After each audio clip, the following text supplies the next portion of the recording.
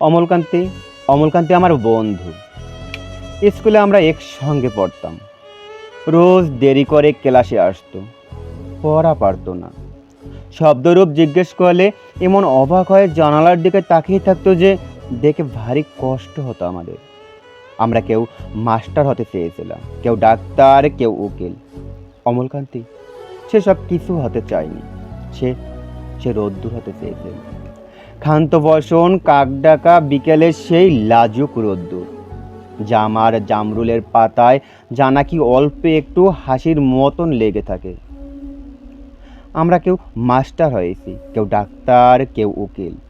অমলকান্তি রোদ্দুর হতে পারেনি। সে এখন অন্ধকার একটা ছাপাখানায় কাজ করে। মাঝে মধ্যে আমাদের সঙ্গে দেখা করতে আসে, চা খায়, এটা ওটা গল্প করে, তারপর বলে, উঠি তাহলে।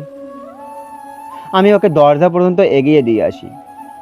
আমাদের মধ্যে যে এখন মাস্টারি করে, অনায়াসে সে ডাক্তার হতে পারতো। যে ডাক্তার হতে চেয়েছিল, উকিল হলে তার এমন কিছুই ক্ষতি হতো না। অথচ সকলেরই ইচ্ছা পূর্ণ হলো, এক অমলকান্তি ছাড়া। অমলকান্তি রোদ্দুর হতে পারেনি।